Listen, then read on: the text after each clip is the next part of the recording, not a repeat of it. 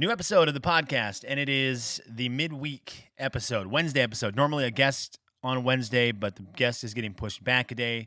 News I want to talk about today, just me. So not a long version, and a very specific crowd version today. And we'll get into that in a moment. But for everybody, before we kick most of the audience out, for everybody, I tried something yesterday. And I'm hoping that he talks about it on his podcast soon. But Brandon brought over one of the coolest pieces of technology I've ever been a part of in my life. Yes, and it's not an exaggeration. This is also coming from someone who uses this product every single day. Brandon was given as a gift the new Apple AirPod Maxes, the over-ear big headphones that Apple produced. And he brought them over last night for me to put on and try and just listen to. They are the nicest headphones I've ever worn in my life. They are the best at what they do. It was a completely different experience. This is coming from someone who's been in radio since 2005. So 16 years, going on 16 years in radio, wearing headphones every single day for the last 16 years. Every day, I wear headphones for an extended period of time, minimum 4 hours. And Brandon came up with these headphones, and I was hyped on them. They're wireless. They're real sleek looking. They're metal. They're cool headphones. So I was kind of skeptical because they're $550. So that part is crazy and ridiculous. And even after what I talk about real quickly with them here, am I going to spend $550 on them? No, I'm not. I don't have $550 to spend on headphones. But if you do, get these. They do what they do best. First of all, they sound ridiculous. The sound on them is awesome. But the thing that's great about these, and the thing that Apple has added with their AirPods and now these AirPod Maxes, the noise cancellation into transparency mode is the biggest game changer, in headphones. The way they do this, where with the click of a button on your phone, you can go into noise canceling mode, and I will tell you, these headphones have some of the best noise canceling I've ever heard, where the room just disappeared. I was at the dinner table with my daughter, with my wife, with Brandon. Everyone's making noises, people talking, baby chirping, and I put the headphones on, they disappeared. You couldn't hear them for nothing, and they weren't being quiet. All I could hear was the music. All I could hear was the stuff coming through the headphones. Even when the music stopped, it was just silence. Crazy how good the noise canceling on those headphones were. And then the thing they add that is so cool is the transparency mode, which pretty much turns the headphones into a hearing aid.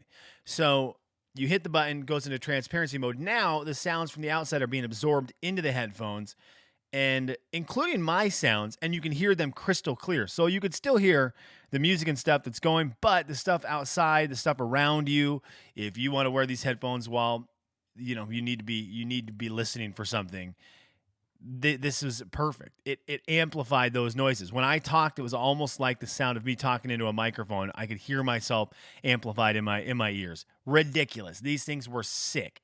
So I got to try them yesterday. I'm sure Brandon will have a podcast on the full review, the maximum usage. I've used them for 5 minutes. He'll have used them for hours. But in 5 minutes, I will tell you, nicest headphones I've ever put on my head. If you have extra Christmas money, if you have money burning a hole in your pocket, AirPod Maxes, I'd highly recommend. They're also over-ear instead of on-ear for headphone geeks, which means the cups on them go all the way over your ear, around your ear, so your ear sits inside the headphones, which I think is so much more comfortable than on ear, which is where the cups sit directly on your ear, like it says. Great headphones. Okay, if you are not into sports video games, this may not be your podcast. It may be. There's gonna be a walk down memory lane coming up here. And then the big news, maybe you have a video game nerd in your life. Maybe you have a sports fan in your life. This is going to be a really big deal. And so I just warn you, this one is about a very specific topic. Yesterday, Electronic Arts, EA Sports, it's in the game.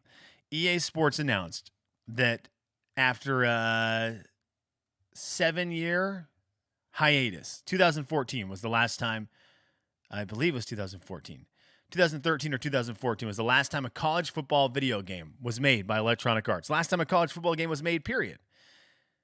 They're back. 7-year hiatus. This is really big news.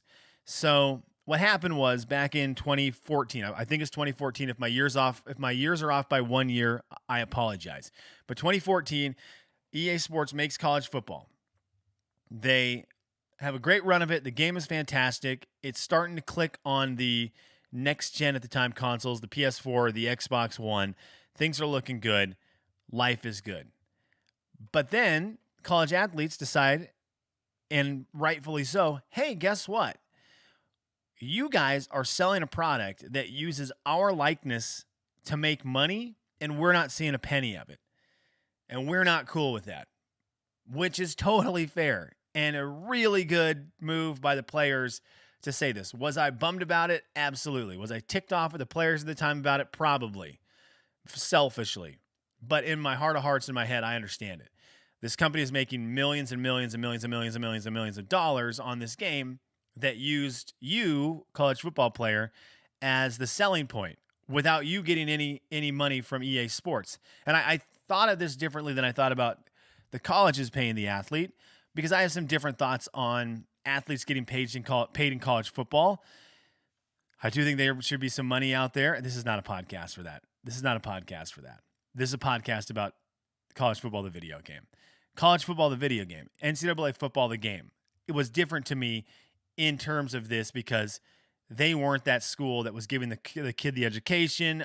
There's a different, it just felt so different. It's like when someone sells a jersey for a player with a player's number on it. That's so much different to me than the kid going to school and that relationship between school and player and then outside force, outside being and player. So I understood this, and all of NCAA football, all these college sports came crashing down, an end to an unbelievable era of video games, a dynasty of a video game dynasty that was year in, year out, top notch. Year in, year out, one of the most popular video games in the world on the market is gone with no sign of returning anytime soon. Now, this franchise, as you will look, as maybe you saw on Twitter yesterday, and maybe you heard about it with your friends talking at home, wherever it may have been, this franchise meant a lot to people, and it's a lot more than I think people understood just how important this video game franchise is. I'll tell you my story with it, and maybe there's people who can relate to it.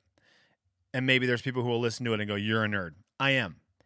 So my relationship with the game would have started 2001. NCAA football 2002 is always weird. EA Sports always had the year of their game 1 year ahead of what year it was. So 2001, I'm living with my buddy Preston. We've just moved out of our house. We are both 18 years old. We are living it up as young kids, going to take the world by storm. Maybe I was 19. Maybe I was just I just turned 19. Doesn't matter. 18, 19. Flip a coin. One of those 2 years. So we get this game, NCAA football 2002 for PS2. And this was my first experience with that dynasty, with that franchise. We then proceeded to do just that for months on end, where, man, I wish I could remember what teams we were. I think I was University of Washington and he was UCLA or something like that. We chose random Pac-12 teams. Maybe I was USC and he was UCLA. And we would just play these games. We would have set up a dynasty where I would be USC, he would be UCLA, and I'd play my game, he'd play his game. Advance to the next week. Same thing, go on and on and on.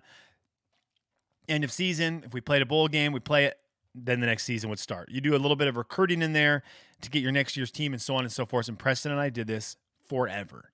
We did this until one day I got home from work and I looked at the final score of Preston's game because he had played his game. I logged onto the PlayStation, the PS2, and I looked to see, okay, did Preston win his game? And not only had he won his game, but he had won it like 256-10. And I thought, wait a second. Something's going on. So I played my game, and we were really good at this game by now. We've put in months and months of play. I can win my game 80-0. So I win my game. Preston plays his next game. It's like 256, 280-0, 280-10. And I'm like, well, hang on just a second. Well, we played the game too much that he found the glitch on how to do an onside kick and get it every single time. So he was on offense the entire game. Anyways, I say all that to say the reason we were able to find that trick out is because we played this game every single day forever. Okay, so then as the years go on, this game gets bigger and bigger, and the game starts to become more of a recruiting game where I fell in love with the school, Buffalo, the Buffalo Bulls, to the point where when I went to Buffalo for the NCAA tournament in 2009 following the Zags, I've never been more excited to go to a place because we got to buy Buffalo merchandise at their team store for a school that I only had fallen in love with and knew all of their players and their entire history based off this video game where I played the Buffalo Bulls from about 2004 to 2010 every year, locked in, played at millions of seasons with them. And the reason this game was great and the reason I think so many people have a love for it is because this game is a story in your brain. This is a book in your head where you would take over this team. Excuse me for a second. Woo. You would take over this team, and recruiting in this game was awesome because you would play your season, and during the season you'd be trying to recruit players, and depending on if you won games or lost games, recruits would want to come to your school or not. If your team got better and better and moved up the rankings, you could get better guys to come to your school. Oh my gosh, I'm Buffalo, I'm recruiting 2-star athletes. Then 4 years later, I'm recruiting 4-star athletes. Then a couple years later, it's 5-star athletes. Buffalo is a top-notch program. I've done it. I've created this amazing, amazing institution that has gone from nowhere to we are the pinnacle, at the pinnacle of the sports world. And there's something so joyous about doing that. Well, anyways, that's kind of what pulled in the heartstrings of this game, was that part of it. Fast forward to 2010. I'm working Jay and Kevin show, morning show. My buddy Max is there. I've worked with Max now. I'd worked with Max at the radio station in 2005, 2004, and had just kept in touch with him for all these years. Well, in 2010, he starts mentioning, we have a video game franchise. We do a group of friends who play college football, and we play it online, and it's called the AMC, Andy, Max, and Chris Dynasty. And he asked if I wanted to get into it because he knew I liked video games. I was like, yeah, I think this sounds really cool. I don't know these guys. It's so funny because, again, this is why this game is important, because the relationships you built around this game, because so many people, so many guys who love sports were into this game. I start playing in this dynasty with guys I don't know. I know Max. I don't know Andy. I don't know Chris. They have now become some of my very closest friends. Andy is one of my Andy is a top friend to me all time. He's a MySpace top 8 for life. He was in my wedding. Andy is just my guy. And we met because of this video game and because of the love we have for sports, meeting video games, meeting a story-driven thing.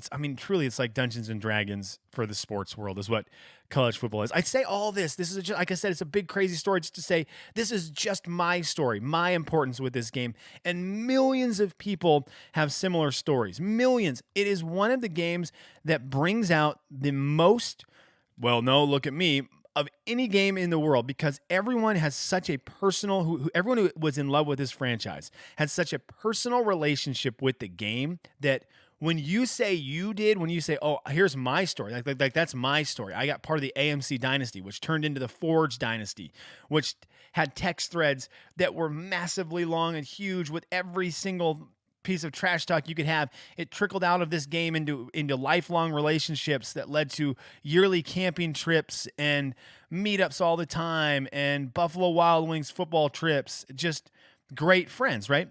And that's my story with the game. And I will say that someone else, they'll be offended because this game is so polarized. And they'll say, well, that's not as good as my experience. My experience is better. And not very many games can do that. Not many things can do that. This is one of those. Everyone has their story with this series. So when it was announced yesterday that it's coming back, it hit a lot of heartstrings, which is why it was the #1 trending thing on Twitter for so long.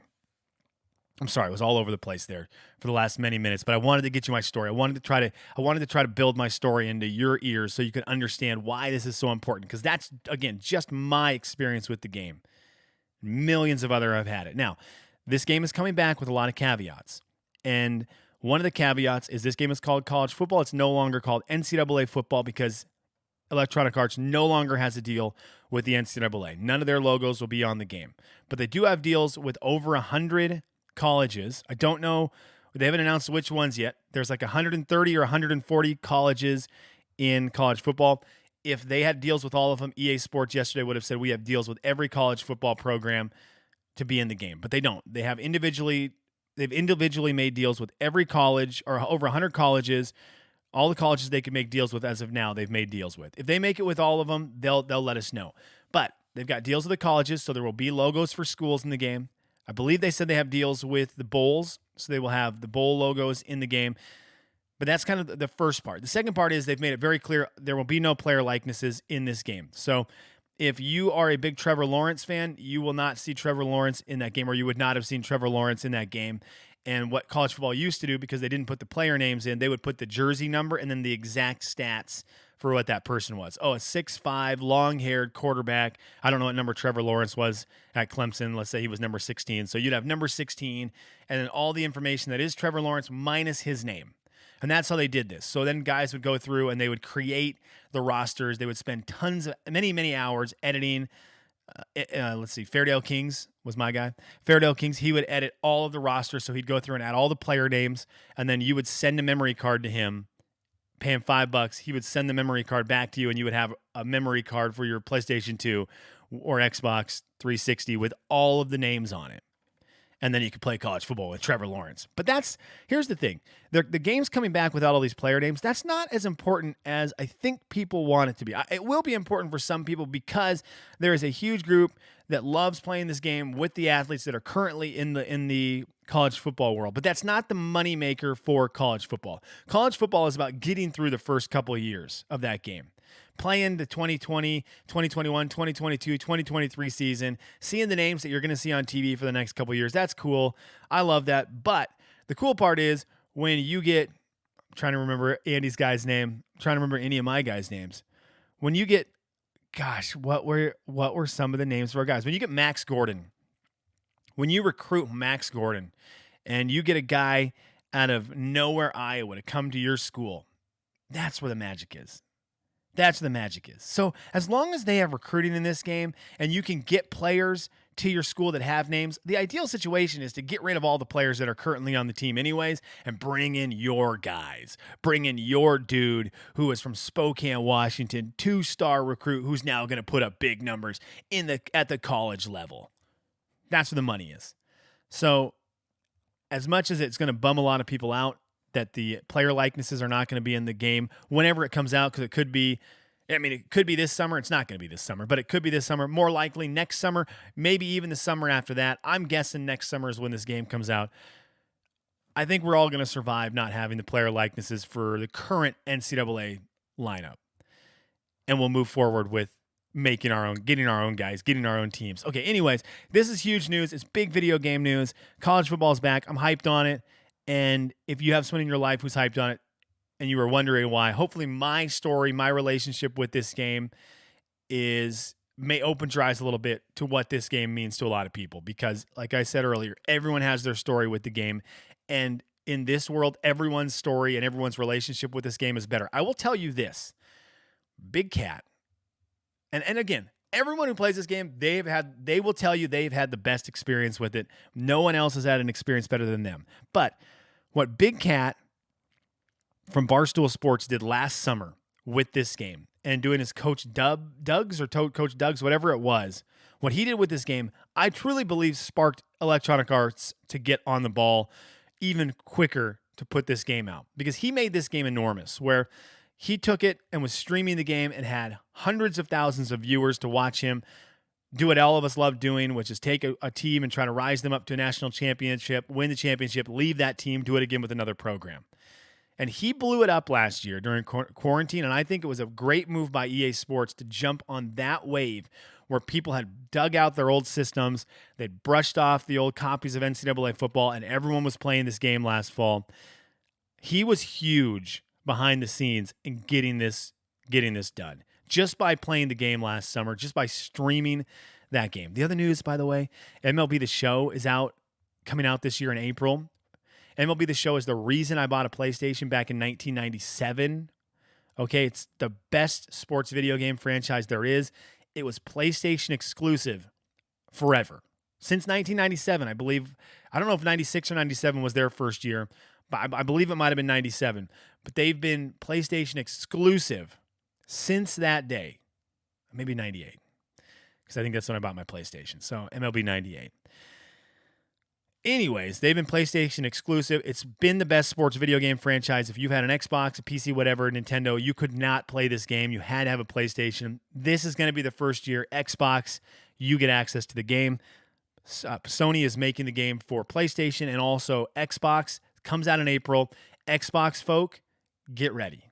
Get ready. Get excited. Get hyped. I can't overhype this game. I can't overhype this series. You are going to love it. I know a lot of Xbox people played, whether it was MVP Baseball 2005 back in the day, whether it was the Major League Baseball 2K back in the day, and you have these big ties to those games. I'm telling you, MLB The Show blows those games out of the water. Get ready for some fun, Xbox folks. Welcome to the party with us PlayStation people. We're excited to have you on board, excited to see your stories with this game. All right, Video Game Podcast, Sports Video Game Podcast is in the books. I'll be back tomorrow with more topics that probably aren't about video games.